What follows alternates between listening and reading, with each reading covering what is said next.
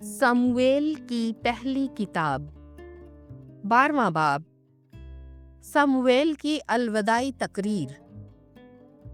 تب سمویل نے سب اسرائیل سے کہا کہ سب جو کچھ تم نے مجھ سے کہا میں نے تمہاری سنی اور تمہارے اوپر ایک بادشاہ مقرر کیا،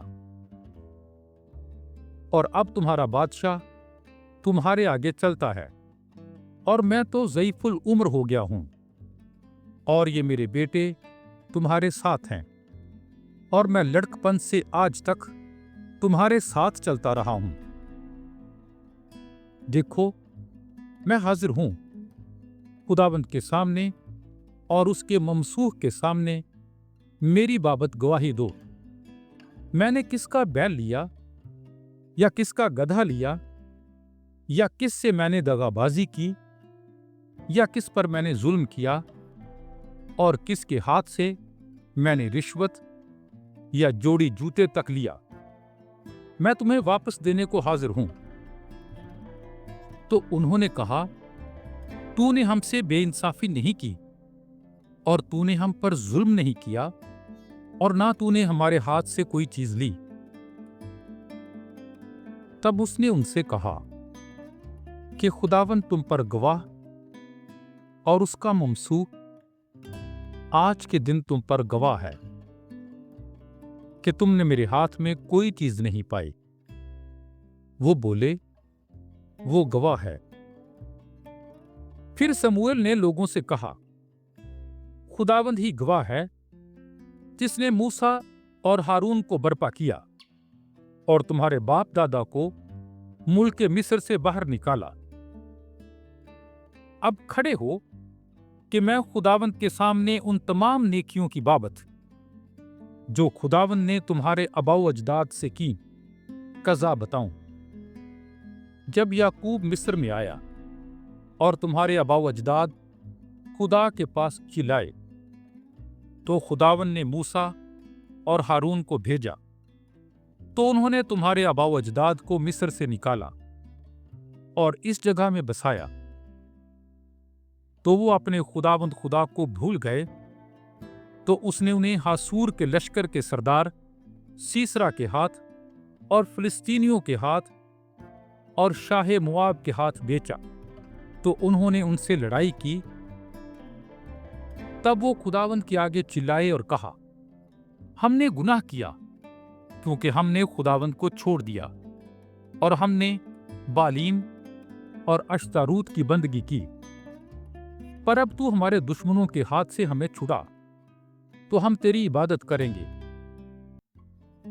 تو خداوند نے یروبعال اور عبدون اور یفتح اور سمویل کو بھیجا، اور تمہارے دشمنوں کے ہاتھ سے جو تمہارے گرد تھے تمہیں چھڑایا، اور تم آرام سے بسے۔ پھر تم نے دیکھا کہ بنی امون کا بادشاہ ناحاش تم پر چڑھ آیا، تو تم نے مجھ سے کہا، ہاں کوئی بادشاہ ہم پر سلطنت کرے، حالانکہ خداوند تمہارا خدا تمہارا بادشاہ تھا۔ پس اب یہ تمہارا بادشاہ ہے جسے تم نے چن لیا اور جس کی تم نے خواہش کی۔ دیکھو خداوند نے تم پر بادشاہ مقرر کیا ہے۔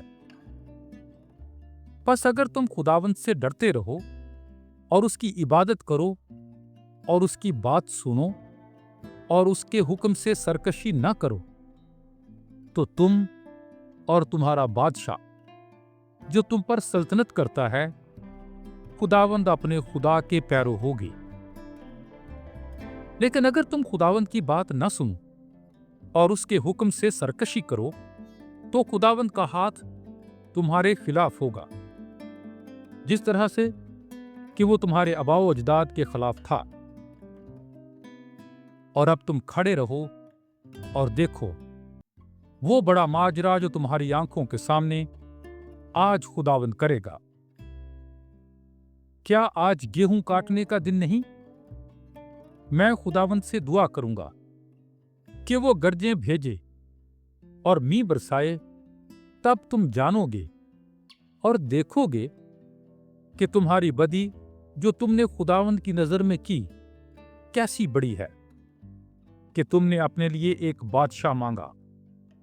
तब सामुएल खुदावंद के पास चिल्लाया, तो खुदावंद ने उसी दिन गरजें भेजीं और मींह बरसाया। तब सब लोगों ने खुदावंद से और सामुएल से नहायत सख्त खौफ खाया। और सब लोगों ने सामुएल से कहा कि खुदावंद अपने खुदा से अपने खादमों के वास्ते दुआ मांग कि हम मर ना जाएं, क्योंकि हमने अपनी सारी खताओं पर ये बदी ज्यादा की कि हमने अपने लिए बादशाह मांगा। तब सामुएल ने लोगों से कहा, खौफ ना करो, ये शरारत तो तुमने की, लेकिन खुदावन की पैरवी से तुम ना मुड़ो, बल्कि अपने सारे दिल से खुदावन की इबादत करो। और तुम बातिल चीज़ों की तरफ माइल ना हो जो फ़ायदामंद नहीं और ना रिहाई देती हैं, क्योंकि बातिल हैं। और खुदावन अपने अजीम नाम की खातिर अपने लोगों को तर्क ना करेगा, क्योंकि खुदावन चाहता है कि तुम्हें अपनी कौम बनाए। और मैं जो हूँ ये तो हरगिज़ ना होगा कि मैं खुदावंद का खताकार बनूं और तुम्हारे लिए दुआ मांगना छोड़ दूं, बल्कि वो राह जो अच्छी और सीधी है मैं तुम्हें बताऊंगा। और तुम खुदावंद से डरो और अपने सारे दिल से सदाकत में उसकी इबादत करो, क्योंकि तुमने वो बड़े काम देखे हैं जो उसने तुम्हारे दरमियान किए।